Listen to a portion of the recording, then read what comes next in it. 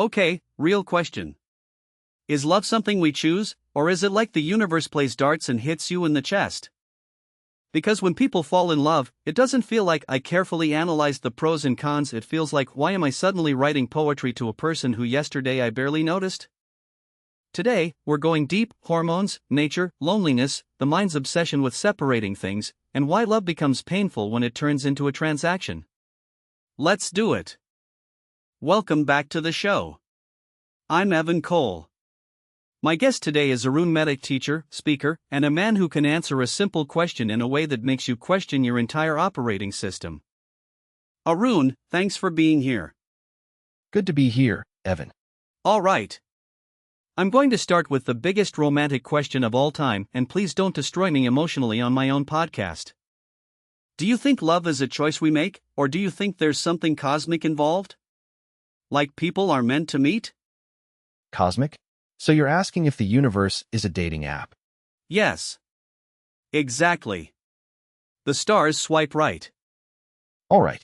How radical are you ready for? Because if I answer honestly, some people get uncomfortable. Give it to me. As long as it's not aliens arranged my breakup, I can handle it. Okay, let's start simple. What most people call love, especially romantic love, often begins as a chemical event. Like biology? Like your intelligence gets temporarily hijacked by your hormones. That's painfully fair. Till yesterday, someone in your environment was just a normal person. Then nature pushes a button inside you. Suddenly that person becomes magnificent.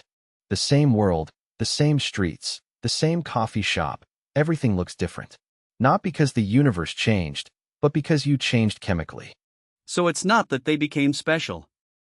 It's that my brain decided they're special. Exactly. Your perception shifted. And perception is reality for most people. So love is nature's trick? Let's say it's nature's strategy. If nature didn't make you feel this excitement, most people wouldn't bother reproducing. The species wants to survive. That's the basic push. So nature is like, listen buddy, I need another generation. Here's a hormone cocktail. Yes, you may call it destiny. Nature calls it continuity. But we also experience something deeper than that, right? Because love feels bigger than biology sometimes. It can become bigger. But first, we must understand the foundation. Most people don't begin with love, they begin with longing.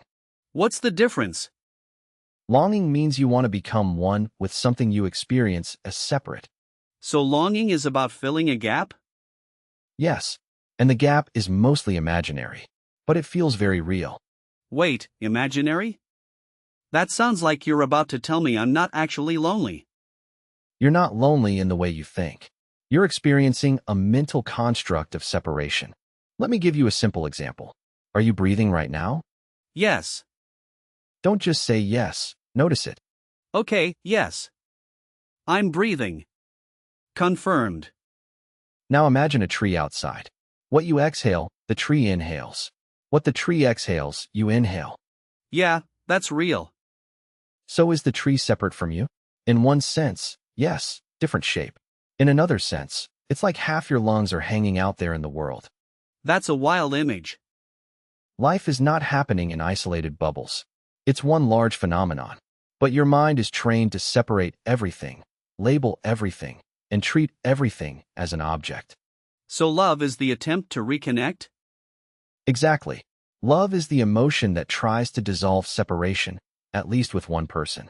That's why, when people touch love, even briefly, they'll endure pain for it. Because in those moments, they feel less alone. Yes, but here's the paradox. You were never truly alone. You just believed you were. That's heavy. So we're suffering from a belief, not a reality. Most human suffering is exactly that. A belief system, not a fact. You mentioned labeling things as objects. Do you have a story for that? You seem like a story inside a story person. Unfortunately, yes. A long time ago, in the city where I grew up, let's call it Riverstone, I returned after many years to do a public talk. After the event, an old teacher of mine hugged me. She said, "Now I understand why you didn't like the poem I tried to teach." I said, "Which poem?" She said, "The famous one about the forest." I said, I like poetry. Why would I reject it? She reminded me. When she introduced a celebrated poet, she read the opening line, and it described a living tree as wood. Not as a living being, as a commodity. And as a kid, I stopped her and said, I don't want to learn from someone who can look at life and see only usefulness. As a child, you said that? Children can be surprisingly sensitive to life until we train it out of them. So the issue isn't disrespect, it's reducing life to a product? Yes, when you become too transactional, you lose the ability to experience life as life. And that's what happens in relationships too. We start seeing people as products. Exactly. What can you do for me? What value do you provide? That's not love. That's commerce. The mind is a sharp instrument. Sharp instruments are excellent for cutting, analyzing, separating. But if you try to stitch your clothes with a knife, what happens? You ruin the shirt. Exactly. A mind trained only to separate will struggle to unite anything, relationships included. So you separate the world with your intellect. Then emotionally you try to stitch it back together through love. That stitching becomes messy and painful because your mind keeps cutting. So the mind dissects, the heart tries to glue it back together? That's a good way to say it. But we need the mind, right? We can't just turn it off. You don't turn it off. You learn when to use it and when to put it down. Most people never put it down. They analyze everything, including love. I feel personally attacked right now. Good. That means you're listening. You said people will suffer because love gives a few precious moments. Why only a few? Because in those moments, the sense of separation drops, just briefly. Maybe physically, maybe emotionally, maybe mentally. For a moment, you feel, I am not alone. But I'm saying, you are not separate anyway. The separation is mostly mental. If you soften those internal barriers, you don't need love as a rare drug. That sounds like you're saying people should stop dating and just stare at a wall. No. Please date. Please love. I'm saying don't make another human being the source of your inner completeness. That's too much pressure for any person. So it's not about avoiding relationships. It's about not being desperate for them. Yes. When you're desperate, you're not loving. You're consuming. Ouch. But true. And when you consume another person, they eventually feel drained. Then they leave. Then you feel abandoned. But you abandoned yourself first. So what do people actually want from love? Most people want bliss. They think love will deliver bliss and ecstasy. But if you learn how to be at ease within yourself, you can access a deep pleasantness without chasing it through another person. How? Simple practices. Breathing. Attention. Inner stability. Not as a transaction. Like, I meditate to get a prize. But as a way of becoming more available to life. So meditation isn't a deal with the universe either. Exactly. When you treat everything like profit and loss, your mind becomes a marketplace. And a marketplace mind can't relax into love. Can you give an example of what that looks like in daily life? Sure. Let's say you're with your partner. They're talking about their day. Are you listening, or are you calculating? I listened yesterday, so today they should listen to me. I've definitely done that. Most people do. But that's not presence. That's accounting. Let's go back to love as a transaction. How does it show up? It shows up as hidden math. If I give you this, will you give me that? Do you love me as much as I love you? Am I getting the same effort back? And the moment love becomes a deal, it becomes anxiety. Because you're always calculating. Yes. And calculation kills openness. And without openness, love becomes performance. So the question is, can you be loving without expecting profit? That's the question. And it's hard only when you feel empty. When you feel fulfilled within yourself, you don't need to extract love from others like a resource. But what if you're in a relationship where you're giving and the other person isn't? Isn't that just being a doormat? No.